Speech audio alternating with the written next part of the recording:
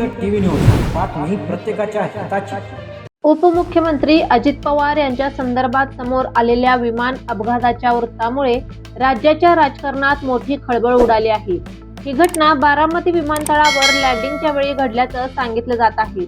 मिळालेल्या माहितीनुसार लँडिंग दरम्यान विमानात तांत्रिक बिघाड निर्माण झाला आणि त्यामुळे विमान धावपट्टीवरून बाजूला घसरल्याची माहिती समोर येत आहे। या अपघातात उपमुख्यमंत्री अजित पवार यांच्यासह विमानातील 6 जणांचा मृत्यू झाल्याची माहिती मिळत आहे। जिल्हा परिषद निवडणुकीच्या पार्श्वभूमीवर आज अजित पवार यांचे बारामतीत 4 जाहीर कार्यक्रम नियोजित होते। त्या कार्यक्रमांसाठी ते सकाळी विमानाने बारामतीकडे रवाना झाले होते। मात्र विमानतळावर उतरत असताना आलेल्या तांत्रिक अडचणींमुळे हा भीषण अपघात झाल्याचं खात्रीलायक सूत्रांकडून सांगितलं जात आहे।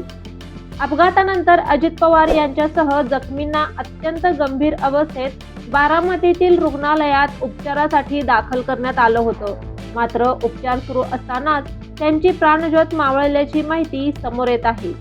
यामुळे राज्याच्या राजकारणातील दादा पर्वाचा अकाली अस्त झाल्याची भावना व्यक्त केली जात आहे।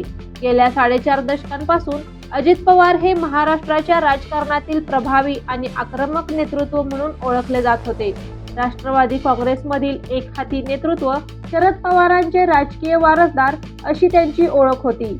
अजित पवार यांच्या या अकाली जाण्यामुळे पवार कुटुंबियांसह संपूर्ण राज्याला मोठा धक्का बसला आहे। अपघातग्रस्त विमानाचं दृश्य पाहून अनेकांच्या डोळ्यात अश्रू तरळले, तर बारामती परिसरात शोककळा पसरली आहे। अधिक अपडेटसाठी पाहत रहा जनहित टीव्ही न्यूज।